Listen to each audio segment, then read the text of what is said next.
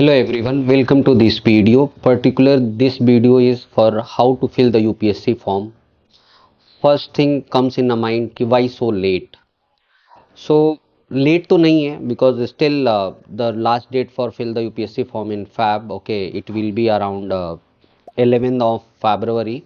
But the thing is कि अभी भी like many calls many messages I have received कि लोगों को फॉर्म भरने में इशू हो रहा है क्योंकि यूपीएससी ने बहुत सारे चेंजेस किए हैं इस साल यूपीएससी के फॉर्म में। They had asked about the service preference, cadre preference, बहुत सारी चीज़ें उन लोगों ने मांग ली है। ठीक है, सो मोस्टली ये वीडियो उसी से रिलेटेड है।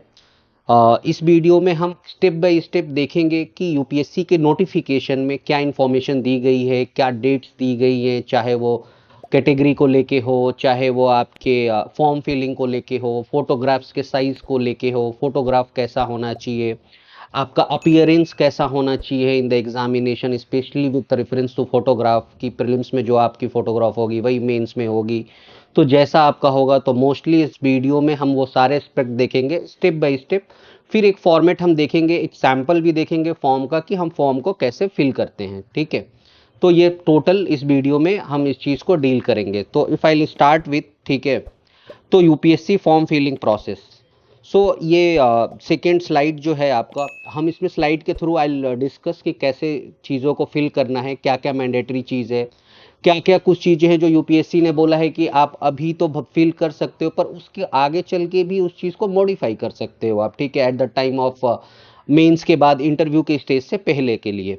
सो वीडियो इज़ ऑल अबाउट कि जो की हाइलाइट्स हैं यूपीएससी नोटिफिकेशन की, ठीक है, उसके बारे में है। सेकेंड इज लाइक कि guideline, what UPSC has provided guidelines. Third is like कि द रूल। ठीक है, तो आई विल से कि फर्स्ट थिंग कि इफ़ यू हैव टाइम, अगर नहीं भी है तो फर्स्ट जो भी यूपीएससी ने एक आपको गैजेट ऑफ इंडिया में जो पोस्टेड होता है, जो नोटिफिकेशन दी है, try to read the notification completely. Apart from this, ठीक है, सैम्पल फॉर्म का प्रीव्यू हम देखेंगे। Will get to know about one time registration, then reservation का बेसिक्स क्या हैं, what certificates you need to, कौन इशूइंग अथॉरिटी होनी चाहिए, आपके जो सर्टिफिकेट्स हैं वो फाइनेंशियल ईयर क्या होना चाहिए, फॉर्मेट उसका क्या होना चाहिए। Then filling, form filling process में क्या करना है, क्या गलतियां नहीं करनी है। ठीक है, फिर अगर आपके पास कुछ फ्रिक्वेंटली आस्क्ड क्वेश्चंस होंगे तो उसको भी हम टैकल करेंगे इस वीडियो में। सो फर्स्ट जो आपको स्क्रीन पे दिख रहा है, about notification, the basic detail. Okay, जब भी आप यूपीएससी का फॉर्म खोलेंगे तो यूपीएससी के वेबसाइट खोलेंगे तो यूपीएससी के वेबसाइट पे चीज़ें मेंशन्ड है। Name of the examination, civil services prelims examination 2025। Then आपका है डेट ऑफ नोटिफिकेशन, जो नोटिफिकेशन हमारी इशू हुई थी वो 22 ऑफ जनवरी को हुई थी।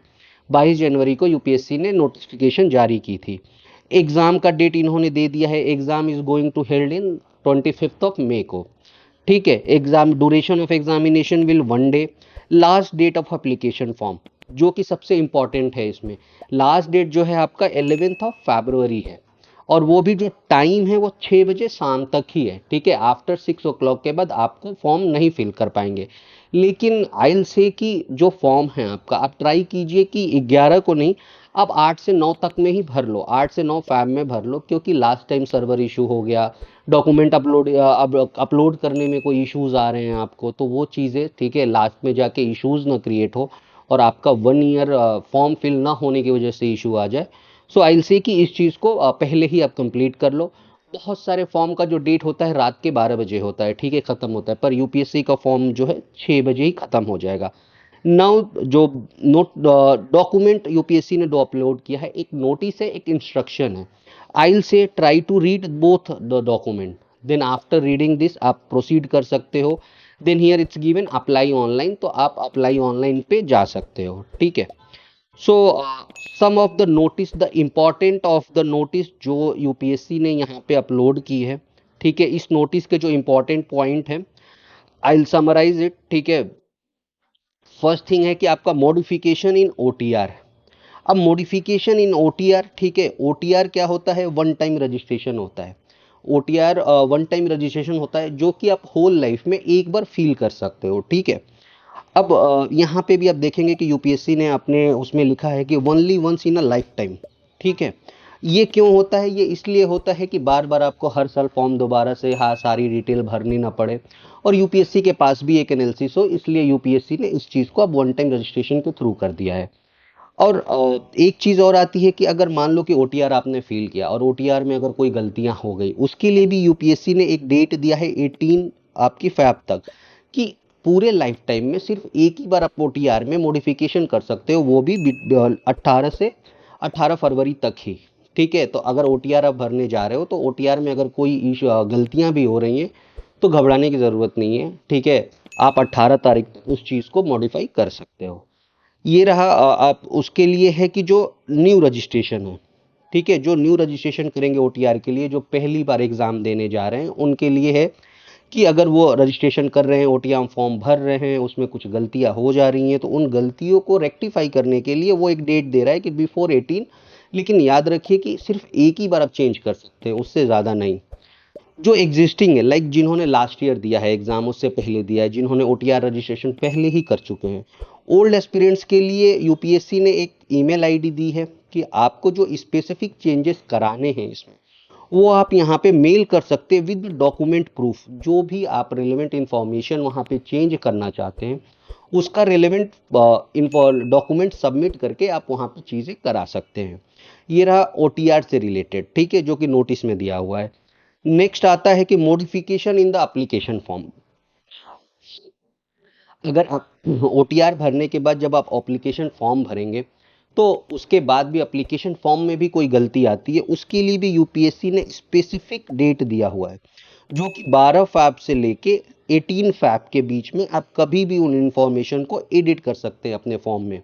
और यूपीएससी ने ये नहीं दिया है कि आप फॉर्म अपना विड्रॉ नहीं कर सकते हैं, आप सिर्फ उस चीज़ को एडिट कर सकते हैं। जब हम फॉर्म फिल करते हैं तो हमें लगता है कि कुछ गलतियां हो गई, तो हम दोबारा से फॉर्म भरना स्टार्ट करते थे। नहीं, दोबारा से भरना नहीं है, ठीक है।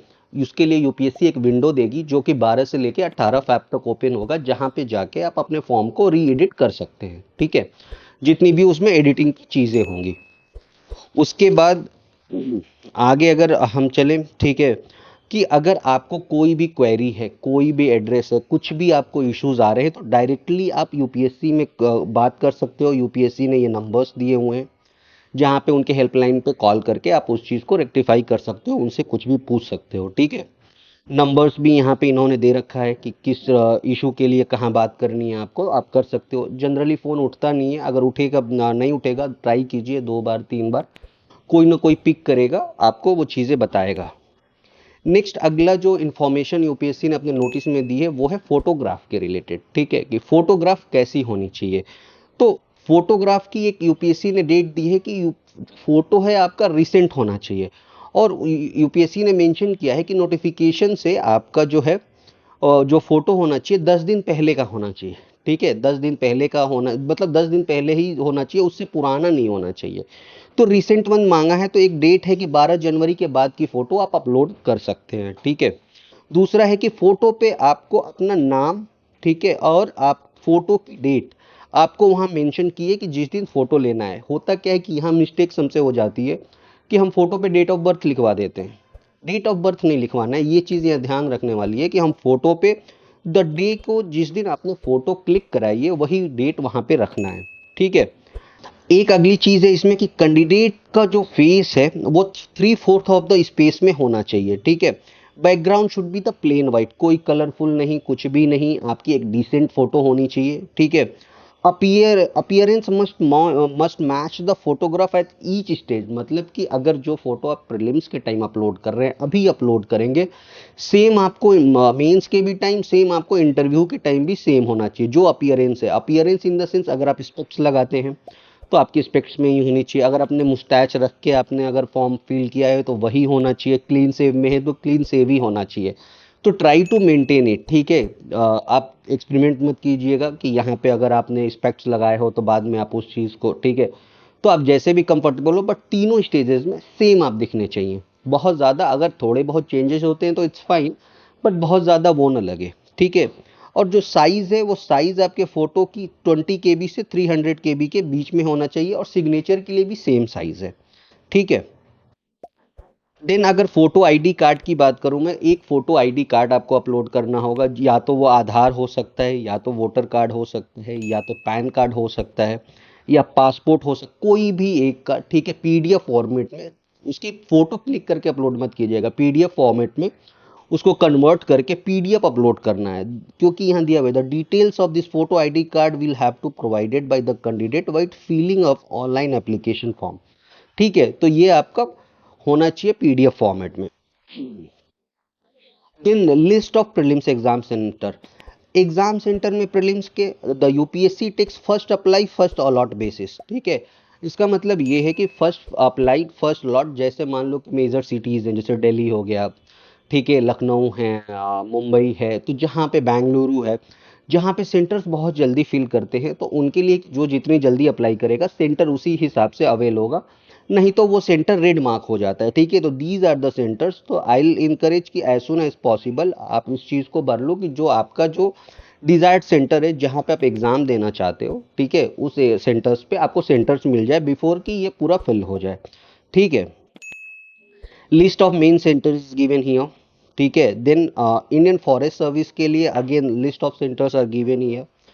एक चीज़ है एज लिमिट। ठीक, एज लिमिट का ये है कि यूपीएससी में अगेन जैसे पहले था, इस साल भी वही है कि candidate should be completed 21 years और नॉट बिलो 32, इट्स लाइक कि एंड बिलो 32 होना चाहिए, 32 साल से ज़्यादा उसकी एज नहीं होनी चाहिए।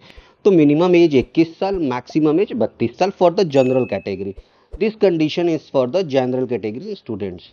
ठीक है, यूपीएससी ने स्पेसिफिक दो डेट में मेंशन की है, वो है कि 2 अगस्त 1993 से बाद का पैदा होना चाहिए, और 1 अगस्त 2004 से पहले आपका जन्म होना चाहिए। तो ये दो डेट बहुत मेंशन है, डेट को लेके कंफ्यूज नहीं होइएगा, ये चीज़ है। And there is some relaxation for the age also. For OBC के लिए 3 साल है, और एज जो अपर लिमिट है 35 साल है। एससी एसटी के लिए 5 साल का है, और 37 साल का जो है। ठीक है, 10 ईयर्स का आपका पर्सन विद बेंचमार्क डिसेबिलिटी है। डिफेंस वालों का आप नोटिफिकेशन में एक बार देख सकते हैं।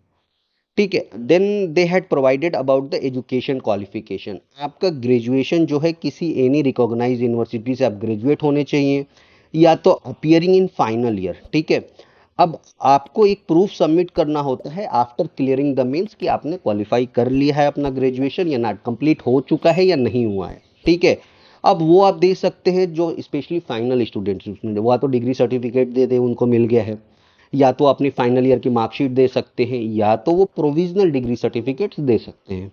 ठीक है, फॉर एमबीबीएस स्टूडेंट्स के लिए degree plus internship should be completion certificate जो भी है वो आपको सबमिट करना होता है। देन नंबर ऑफ अटेम्प्ट्स, ठीक है, एक है 6 फॉर है general EWS category, 9 for OBC, unlimited for SC ST category, person which benchmark disability. 9 है जनरल ईडब्ल्यूएस एंड ओबीसी जिनको बेंचमार्क डिसेबिलिटी भी है, और एससी एसटी के लिए अनलिमिटेड है विथ बेंचमार्क डिसेबिलिटी। ठीक है, अब एक क्वेश्चन आता है कि when is the attempt counted. Attempt तब तक काउंट नहीं होगा जब तक कि आप यूपीएससी के प्रीलिम्स एग्जाम में आइदर वन पेपर और बोथ पेपर, अगर इन दोनों में जब तक आप अपीयर नहीं होंगे आपका एक अटेम्प्ट काउंट नहीं होता है। इट मीन्स कि सिर्फ फॉर्म फिल कर देने से आपका अटेम्प्ट काउंट नहीं होगा जब तक कि आप प्रीलिम्स के एग्जाम में या तो किसी एक पेपर में या दोनों पेपर में अपीयर नहीं होते हैं। ठीक है, तब तक वो काउंट नहीं होगा। फॉर वर्किंग प्रोफेशनल के लिए, ठीक है, वर्किंग प्रोफेशनल के लिए है कि आपको जहाँ भी वर्क कर रहे हैं अपने हेड ऑफ ऑफिस डिपार्टमेंट से एक डॉक्यूमेंट अंडरटेकिंग लेना होता है, जो कि आपको सबमिट करना होता है in the starting, and this is the proforma for that. आपको इसी बीच पे लाके ये साइन करा के सबमिट करना होता है। अगला इंफॉर्मेशन है कि details to fill while applying, क्या क्या डिटेल्स आपको फिल करना होता है at the time of apply. एक है कि सेंटर फॉर सिविल सर्विस, आपका मेंस या फॉरेस्ट सर्विस का सेंटर अभी ही आपको देना होगा। सेकेंड है कि आपका ऑप्शनल सब्जेक्ट। थर्ड इज कि medium of examination of civil service, किस मीडियम में मेंस एग्जामिनेशन लिखने जा रहे हैं, हिंदी में, इंग्लिश में। ठीक है, ये आपको वहीं सेलेक्ट करना होता है। ऑप्शनल के लिए भी आपको मीडियम वहीं चूज करना होता है। और कंपलसरी इंडियन लैंग्वेज, कि कंपलसरी इंडियन जो लैंग्वेज है, these are the compulsory languages, जो कि 22nd official language as per the 8 schedule दिया हुआ है, इनमें से एक होना चाहिए। बट ये नॉट अप्लाई होता है अरुणाचल प्रदेश, मणिपुर, मेघालय, मिजोरम के लोगों के लिए, ठीक है। तो आपको ये चीज़ें कंपलसरी है, ये चीज़ अब वंस आपने फील किया है एग्जाम में, आप इसको दोबारा चेंज नहीं कर सकते हैं। वो एक बार भर दिया, once online application form is submitted it shall be entertained by the commission, like no request of change will be entertained by the commission. तो ये चीज़ें आपको वहाँ पे इंक्लूड करनी है। Next is this is the optional subject की list है, ठीक है, जहाँ से आपको ऑप्शनल करना है।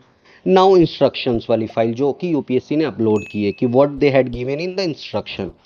इंस्ट्रक्शन में है कि पहले की इंफॉर्मेशन जो नीडेड है ऑनलाइन एप्लीकेशन फॉर्म में क्या क्या ज़रूरत होगा। This is OF is nothing but online application form. Centre for civil services, optional subject, medium of the civil service mains examination, then medium of examination for optional subject, then compulsory Indian language, then service preference for the CSC, ठीक है। And here एक दिया हुआ है कि under no circumstances there will be allowed to change optional subject, Indian language paper and medium of examination, ठीक है। Next is like कि detailed details which you can modify later, ठीक है। मॉडिफाई आप बाद में क्या कर सकते हैं, बी पॉइंट 3 पॉइंट नंबर्स पे देखिए उन्होंने दे रखा है एजुकेशनल क्वालिफिकेशन डिग्री, आप इसको मॉडिफाई कर सकते हैं, क्योंकि जो कि फाइनल ईयर में स्टूडेंट्स हैं राइट नाउ मे बी कि वो अपने फाइनल ईयर के फाइनल सेमेस्टर के एग्जाम में हो, पर at the time of mains वो क्वालिफाई कर जाएंगे, ठीक है।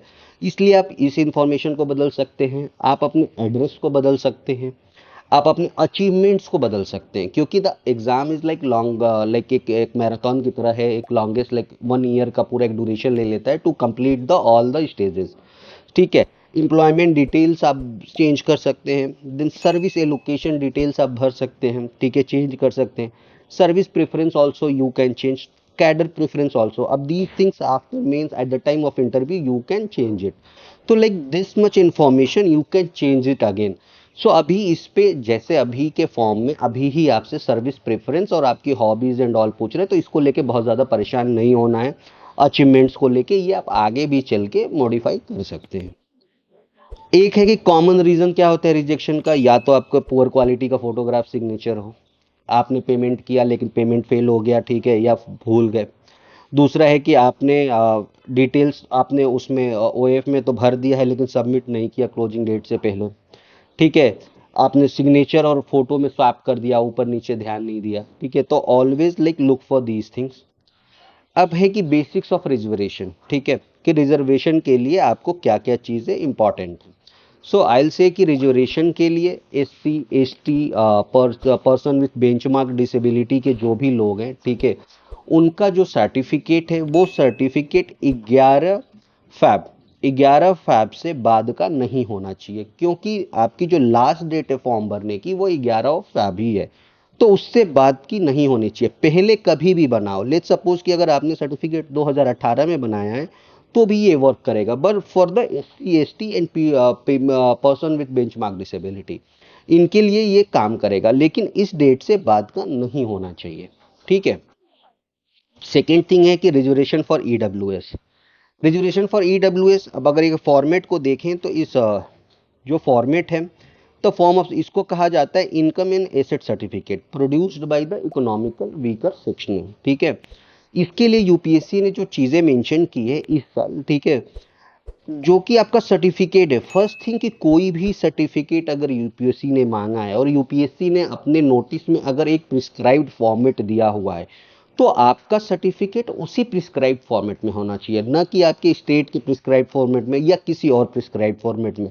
यूपीएससी ने जो दिया है उसी ही फॉर्मेट में होना चाहिए। या तो अगर आपके पास है तो वो उसको ठीक है, अगर नहीं है तो उसको बनवा लीजिए, ट्राई टू गेट इट, ठीक है, फ्रॉम आपके तहसील, अपने आपके डिस्ट्रिक्ट ऑफिस, जहाँ से भी है उसको बनवा लीजिए, but the format should be the prescribed as UPSC ने जो प्रिस्क्राइब्ड किया है। इसके लिए इन्होंने दिया है कि जो इनकम ईयर होगा फाइनेंशियल ईयर जो ईडब्ल्यूएस के लिए वो 2023 और 2024 का ही होना चाहिए, ठीक है। इससे पहले का लाइक आपका जो सर्टिफिकेट है वो 2021-22 पे अगर बना है तो ये अनएक्सेप्टेड है। आपका जो होना चाहिए इसी फाइनेंशियल ईयर पे होना चाहिए, और जो आपका सर्टिफिकेट जो है for the period of this to this other shall not be treated as, ठीक है, based of other financial year will not be treated as वो। और जो डेट है सर्टिफिकेट की, जो डेट है ईडब्ल्यूएस के लिए वो बहुत ही मस्ट है। सर्टिफिकेट आपका 1 अप्रैल 2024 से लेके से पहले का नहीं होना चाहिए और आपका 11/2/2025 के बाद का नहीं होना चाहिए। मतलब यूपीएससी ने आपको दो डेट दे दी है कि आपका सर्टिफिकेट 1 अप्रैल 2024 से लेके 12 फरवरी 2025 के बीच का ही होना चाहिए, ठीक है। और वो भी सेंट्रल गवर्नमेंट के जो प्रिस्क्राइब्ड फॉर्मेट यूपीएससी का है उस पे होना चाहिए। तो दो चीज़ें हैं यहाँ ईडब्ल्यूएस वाले को ध्यान देने के लिए कि फर्स्ट की डेट स्पेसिफिक आप ध्यान दो अपने सर्टिफिकेट को, दूसरा जो फॉर्मेट है आपके सर्टिफिकेट का वो यूपीएससी का प्रिस्क्राइब्ड ही होना चाहिए, ठीक है। ये आपका ये प्रिस्क्राइब्ड फॉर्मेट है यूपीएससी का, आप इसको देख सकते हैं, ठीक है। अब आता है रिजर्वेशन फॉर ओबीसी। ओबीसी में नॉन क्रीमी लेयर को, ठीक है, एनसीएल वाले को जो है रिजर्वेशन मिलता है, नहीं तो बाकी को नहीं मिलता है। इनके लिए भी यूपीएससी ने जो दिया है, ठीक है, डिटेल कि आपका जो सर्टिफिकेट होना चाहिए वो based on the income of 2024, 22, 23, 21, 3 साल के बेस पे ही बना चाहिए, ठीक है। इनके लिए भी सर्टिफिकेट के लिए एक डेट दिया गया है कि नॉट या आफ्टर लाइक ऑन आफ्टर 1 अप्रैल से लेके आपका 11 फरवरी के बीच का ही होना चाहिए, उससे पहले का नहीं होना चाहिए। 1 अप्रैल से पहले का नहीं होना चाहिए, between these two dates only, ठीक है। या तो सिर्फ इन्हीं डेट पे भी बना है तो it will be valid. OBC students के लिए एक चीज ध्यान देना है कि जो आपका कास्ट का वो है, जो नेम है आपका कास्ट का, वो उसकी जो स्पेलिंग जो है वो मैच होनी चाहिए जो कि गवर्नमेंट ने अपने उसमें दे रखा है। Like government has given the same as publish in the list notified by central government. तो स्पेशली स्पेलिंग्स को भी आप ध्यान रख लीजिए कि ऐसा ना हो कि आपके कास्ट का नाम कुछ और है और सेंट्रल लिस्ट में कुछ है एंड यू आर अप्लाइंग, तो वो सीधा रिजेक्ट हो जाएगा। और आपने देखा है कितने सारे इश्यूज हुए हैं, पहले भी बहुत सारे केसेस हुए, बहुत सारे वो हुए। सो आई विल से कि डोंट इन चीज़ों में फंसने से अच्छा है कि अपनी चीज़ों को पहले ही देख लें। तो ये ओबीसी के लिए है। अगेन है रिजर्वेशन फॉर ओबीसी के लिए, ठीक है। The format the format shall be central OBC certificate which makes is applicable for central government exam. State certificates not valid. Issuing authority, ठीक है, वो आगे हम देख लेंगे। आपका जो है कि can't update the certificate letter. और एक चीज़ और ध्यान देनी है कि चाहे वो ईडब्ल्यूएस हो, चाहे ओबीसी हो, या जो अगर कैटेगरी आप जो भी फॉर्म में भर रहे हैं, बाद में आप कैटेगरी चेंज नहीं कर सकते हैं। कैटेगरी आप चेंज कर सकते हैं, नेक्स्ट ईयर कर सकते हैं जब फिर से फॉर्म अप्लाई करेंगे, लेकिन अभी आप कैटेगरी चेंज नहीं कर सकते, ठीक है। तो इस चीज़ को ध्यान में रखिएगा। No change in the community status allowed once form is submitted, ठीक है। तो आप नहीं चेंज कर सकते, इस चीज़ का ध्यान रखिएगा। अब है कि रिजर्वेशन इशूइंग अथॉरिटी, बहुत बड़ा एक इशू आता है कि स्टेट में कौन देता है। तो स्पेशली इस यूपीएससी ने ये मेंशन किया है, district magistrate, additional district magistrate, collector, deputy commissioner, ठीक है, इनमें से किसी एक के द्वारा साइन किया हुआ होना चाहिए, ठीक है। कोई भी बहुत ही जूनियर लेवल से नहीं होना चाहिए। Revenue officer not below the rank of tehsildar, tehsildar से नीचे का नहीं होना चाहिए। तो स्पेशली जो आप देखेंगे कि आपके फॉर्मेट पे जो लेफ्ट साइड में यहाँ पे अगर आपका फॉर्म होता है तो यहाँ इशूइंग अथॉरिटी का साइन होता है, उसको आप बहुत ज़्यादा ध्यान में रखेंगे, ठीक है। नेक्स्ट है कि online application form step by step, ठीक है। तो आपका एप्लीकेशन फॉर्म जो है 4 स्टेज में है। पहला है कि पार्ट 1 ओटीआर प्रोफाइल आपको भरना है, सेकेंड है पार्ट 2 एप्लीकेशन फॉर्म भरना है, फिर पार्ट 3 डैब भरना है, फिर पार्ट 4 है जहाँ फी, फोटोग्राफ, सिग्नेचर और एग्जामिनेशन सेंटर आपको लास्ट में जाके सेलेक्ट करना है, ठीक है। पहली चीज़ की application should not submit multiple application नहीं भरिएगा। अगर गलती होती है तो आपके लिए एक विंडो दे रहा है यूपीएससी 12 तारीख से लेके 18 फरवरी के बीच में, जहां पे आप उस चीज़ को सही कर सकते हैं, ठीक है। Provide valid email ID. Email ID आपकी वैलिड होना चाहिए, ऐसा नहीं कि किसी भी ईमेल आईडी से भर दिया फिर ईमेल आईडी वो गायब हो गया, ठीक है। तो वो आपके लिए बहुत बड़ा इशू हो जाएगा, क्योंकि फिर दोबारा उसको चेंज करने में बहुत ज़्यादा परेशानी होगी। तो अपने ईमेल आईडी को सेव रखिए या तो नया बना लीजिए ईमेल आईडी जो सिर्फ आप एग्जामिनेशन पर्पस के लिए यूज़ करेंगे, बाकी कहीं उसको यूज़ नहीं करेंगे। ओटीआर बनाने के लिए दो चीज़ों की ज़रूरत है। मोबाइल नंबर, ईमेल आईडी, ठीक है। तो इन चीज़ों को आप ध्यान में रखिए। चेंज द कैटेगरी, नहीं हम चेंज करते, ठीक है। फिर हम देखते हैं कि ओटीआर से रिलेटेड चीज़ों में क्या चीज़ें हैं, ठीक है। अगर आप जाएंगे ओटीआर के लिए, जब आप अप्लाई ऑनलाइन करेंगे तो आपको ये एक विंडो दिखेगी यूपीएससी की, जहाँ पे पहली चीज़ है कि जो न्यू कैंडिडेट हैं, जो फर्स्ट टाइम जा रहे हैं एग्ज़ाम देने के लिए, वो न्यू रजिस्ट्रेशन पर क्लिक करके अपना ओटीआर भर सकते हैं। जो एग्जिस्टिंग वन है वो लॉगिन के लिए इन तीनों में से either email ID, either mobile number या ओटीआर आईडी किसी के थ्रू अपने लॉगिन कर सकते हैं, ठीक है। जब आप ओपन करेंगे न्यू रजिस्ट्रेशन, तो आपका फिर यहाँ पे आएगा आपका नेम। नेम जो होना चाहिए, नेम आपका होगा एज पर आपके 10th मार्कशीट। एसएससी का जो आपका एसएससी सर्टिफिकेट है, नेम आपका उसी के ही अकॉर्डिंग होना चाहिए, ठीक है। तो नेम होना चाहिए वेरीफाई नेम, ठीक है। अगर आपने नाम कभी चेंज किया है तो उसके अगर चेंज किया है तो वो नाम और प्लस आपका जो सपोर्टिंग के लिए डॉक्यूमेंट है वो आपको अपलोड करना होगा। आपका जेंडर, ठीक है, verify gender, date of birth आपको होना। Father name, again father name also will be same as the SSC certificate में जैसा है वैसा ही होना चाहिए। मदर नेम, माइनॉरिटी स्टेटस, अगर आप माइनॉरिटी में आते हैं तो यहाँ सेलेक्ट कीजिए, नहीं तो वो मोबाइल नंबर वैलिड होना चाहिए। अल्टरनेट मोबाइल नंबर दे सकते हैं। Email ID, valid email ID, it's very important, ठीक है। प्लस क्लास 10 बोर्ड का examination roll number, security question, so इससे जाके आपका होगा। एक चीज़ ध्यान रखने वाली है कि नाम में कोई भी प्रीफिक्स नहीं होगा, कोई भी स्पेशल कैरेक्टर्स नहीं आप इंक्लूड करेंगे, ठीक है। अगर आपने चेंज किया है तो वो आप अपना नाम चेंज किया है तो उसके लिए आप अपलोड कर सकते हैं। अब जो ओटीआर ऑलरेडी डन है, ठीक है, सेम चीज़ आप लॉगिन कर सकते हैं थ्री मीडियम से।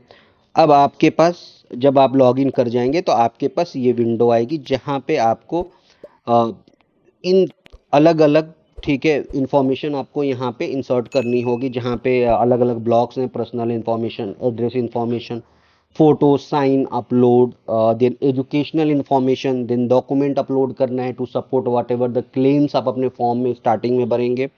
Then parental information you have to put, आपके मम्मी के पापा के एड्रेस है, as well as you have to put their income and all, ठीक है।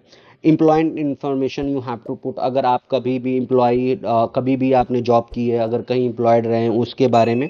Then UPSC exam information, like कि यूपीएससी एग्जाम के have you ever like UPSC का exam और कोई दिया है, कितने बार दिया है, उससे रिलेटेड इंफॉर्मेशन होती है। Next is like achievements, prize, medal and others. This is the new field जो कि यूपीएससी हमेशा मेंस के बाद पूछती थी, जो अभी यूपीएससी ने इसी साल पूछ लिया है। ये एक अच्छी भी चीज़ है, ठीक है। होता क्या है कि मेंस के बाद जब हम चीज़ें हैं तो हमें लगता है कि लिखना क्या है, हमें हमें प्राइज़ मिला है कि नहीं मिला है, या हमें मेडल्स मिले हैं या नहीं मिले हैं, क्या करना है। तो इट्स बेटर कि आप अभी से उस बारे में सोच रहे हो, नहीं भी होगा तो एटलीस्ट जनरेट कर लोगे, एक साल में हॉबी हो ही जाएगी कुछ ना कुछ। तो आप उन चीज़ों को है, ठीक है, लेकिन फॉर्म भरते वक्त इस चीज़ों को बहुत स्पेसिफिक ध्यान देना है। देन अगेन जब आप पर्सनल इंफॉर्मेशन कर लोगे आप, ठीक है, तो ये चीज़ें आपकी आएंगी, ठीक है। ओटीआर में आप अल्टरनेट मोबाइल नंबर जो भी है आपने फिल किया। फिर अब उसके बाद जो सेकेंड है आपकी nationality, marital status, mother tongue क्या है आपका, place of birth, post office, आपको पूरी अपनी detail. Then photo identity card में आधार या जो भी आपके पास जो है वोटर आईडी, पैन जो भी है वो अपलोड करना होगा। Then photo identity card number आपको यहाँ मेंशन करना होगा। Then have you ever recommended as a, आपको है कि अगर कैटेगरी है आपका, आपने कभी पीएच से भरा है, फिजिकल वाले से, हैंडीकैप वाले से, तो वो है, ठीक है। आपने opportunity in terms of do you want available your personal information for accessing the opportunity in terms. अब यूपीएस डीओपीटी ने इस साल क्या किया है कि डीओपीटी ने बोला है कि वो आपके इंफॉर्मेशंस को शेयर करेगा with the other organisations also. तो आप चाहते हो तो इसको यस करके सेव कर दोगे तो ठीक है, आपका ये पर्सनल इंफॉर्मेशन वाला सेक्शन कंप्लीट हो जाएगा। Then the next page will be the correspondence address, you have to fill each and everything. Then आपको अपना परमानेंट एड्रेस आपको यहाँ फिल करना होगा। परमानेंट एड्रेस में जो आपका हाउस नंबर, पोस्ट ऑफिस है, आपकी ये भी डिटेल फिल हो जाएगी। Then comes the very important one, the photograph, ठीक है।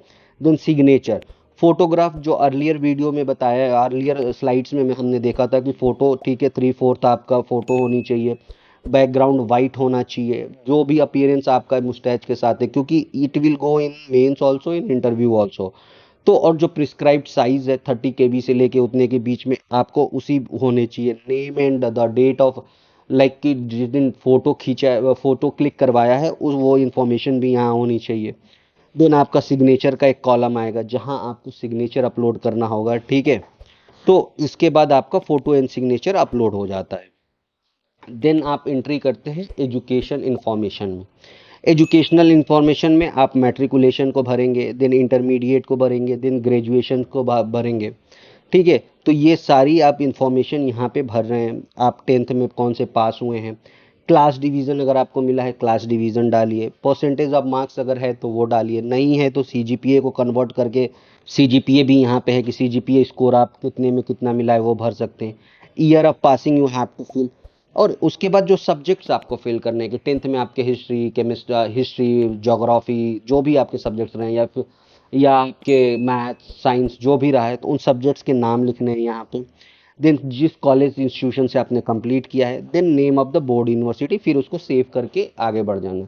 तो ईच स्टेज पे आपको चीज़ें भरनी है। फिर सेम एज इंटरमीडिएट का भरना है आपको। देन आपको सेम वैसे ग्रेजुएशन का भरना है यहाँ पे, ठीक है। तो ग्रेजुएशन की भी डिटेल आप यहाँ पे फिल कर सकते हैं। उसके बाद अगला जो पेज है हमारा डॉक्यूमेंट अपलोड है, जो कि सबसे इम्पॉर्टेंट है।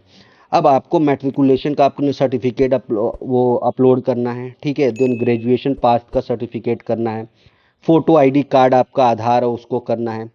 एज रिलैक्सेशन के लिए अगर कोई सर्टिफिकेट जैसे ओबीसी ईडब्ल्यूएस का कर रहे हैं उसको यहाँ अपलोड करना है। अगर आप मणिपुर, अरुणाचल प्रदेश, नागालैंड या मिजोरम, मेघालय से कर रहे हैं तो उसका सर्टिफिकेट आपको यहाँ पे करना है। Achievements of different fields, award, service experience अगर कुछ है आपके पास उसको यहाँ पे अपलोड कर सकते हैं, ठीक है। देन नेक्स्ट कॉलम एक है आपका पेरेंटल इन्फॉर्मेशन, ठीक है। पेरेंटल इन्फॉर्मेशन में जो नेम एंड ऑल है वो एसएससी सर्टिफिकेट के बेसिस पे ही देना है। अगर आपके फादर का नाम let's suppose for example Amit है, तो आपको अगर जो सर्टिफिकेट में एसएससी के लिखा हुआ है वही यहाँ पे लिखना है, ठीक है। कुछ भी नहीं, उससे ज़्यादा कुछ नहीं लिखना है। फिर आपका वेरी इंपॉर्टेंट एनुअल इनकम आपके फॉर्म का फादर का लिखना है, फादर बिलोंग कहाँ से करते हैं, तो all the details of your father, ठीक है। फादर का प्रोफेशन एंड ऑल आपको यहाँ पे मेंशन करना है। फिर आगे पढ़ेंगे, इन सेम वे आपको मदर का भी इंफॉर्मेशन देना है, नेशनैलिटी ऑफ मदर, मदर का प्रोफेशन है, ठीक है। देन हाउस नंबर जो भी है, अगर मदर इन सर्विस इंडिकेट उनकी थोड़ा पोस्ट अगर नहीं है तो ठीक है, आपने not applicable. Then annual income of mother नहीं है तो वहाँ पे ज़ीरो आपको पुट कर देना है। आपकी मदर कहाँ से बिलोंग करती हैं स्टेट में वो इन्फॉर्मेशन है। देन डिस्ट्रिक्ट जहाँ से बिलोंग करती हैं, तो ये इन्फॉर्मेशन है। देन सेम आपके एम्प्लॉयमेंट का अगर कोई इन्फॉर्मेशन है आप उस चीज़ को यहाँ फिल कर सकते हैं, ठीक है। गवर्नमेंट, प्राइवेट, मल्टीपल एम्प्लॉयमेंट्स, तो इससे क्वेश्चंस इंटरव्यू में फ्रेम होते हैं, तो आप यहाँ से इन चीज़ को भर सकते हैं। देन नेक्स्ट इज की आपका एम्प्लॉयमेंट स्टेटस जो भी है, ठीक है, और या सेल्फ एम्प्लॉयड है, इसको यहाँ पे आप भर देंगे। देन आपके पास आता है एग्जामिनेशन का information, have you ever been debarred, ठीक है, तो अगर उसके बारे में आपको भरना है।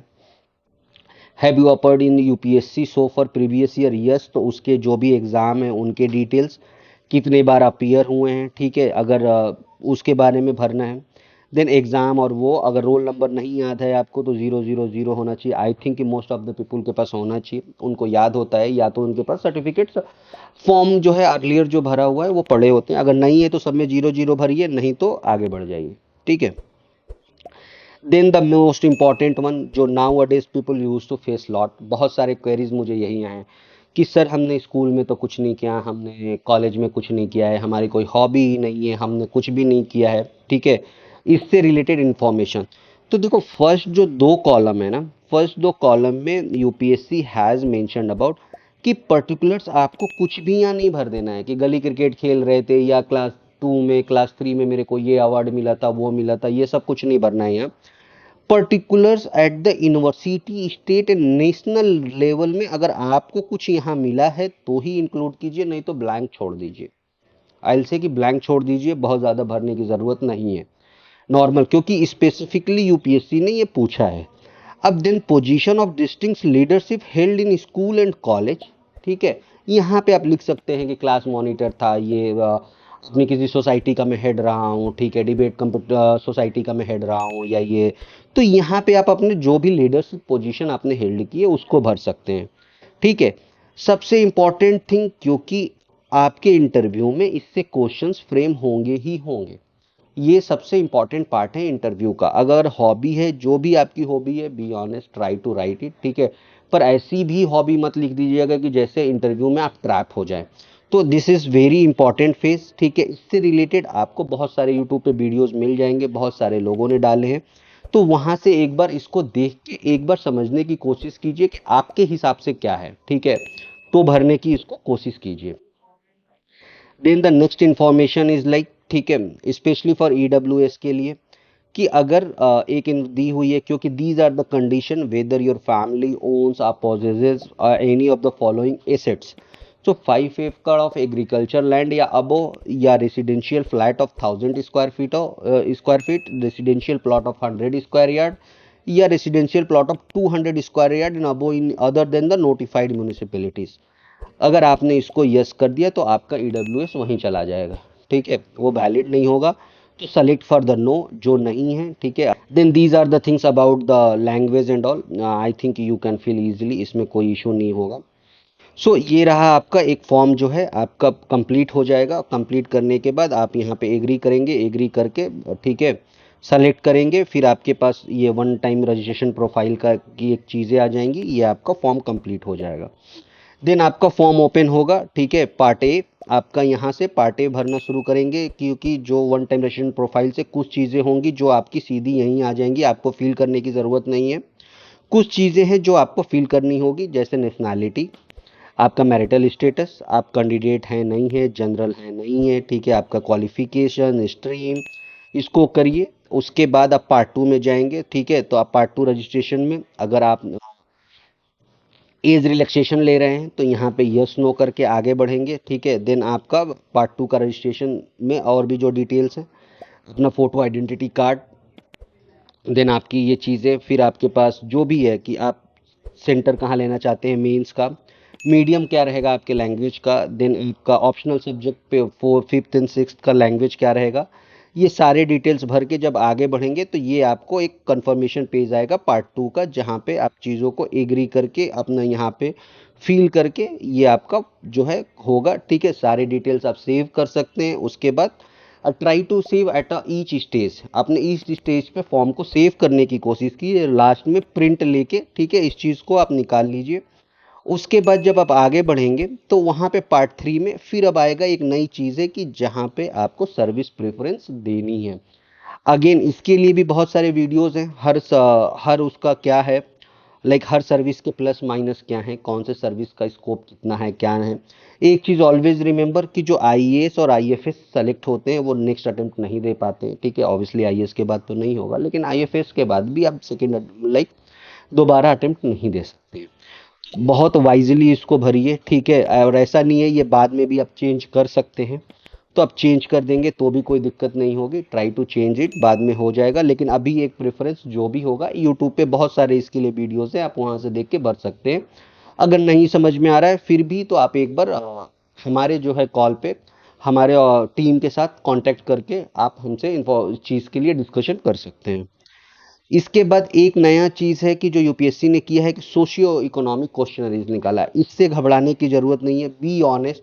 यूपीएससी सिर्फ रिसर्च पर्पस के लिए ये फॉर्म फिल करा रही है, जहाँ पे आपके प्लेस ऑफ बर्थ को, कि आगे चल के यूपीएससी जो रिफॉर्म्स ले आएगी, ठीक है, अपने इस एग्जामिनेशन में, उसके लिए ये नॉर्मल क्वेश्चनरीज है। तो आई विल से कि इसके लिए आप be honest, try to feel, ठीक है। आपने कोचिंग किया है नहीं किया है, आपके इंटरव्यू से कोई फ़र्क नहीं पड़ने वाला है इससे, क्योंकि यूपीएससी ने बोला भी है यहाँ पे कि आफ्टर कि ये जो इन्फॉर्मेशन है ये, ठीक है, बहुत कॉन्फिडेंशियल है, सबके साथ शेयर नहीं की जाएगी।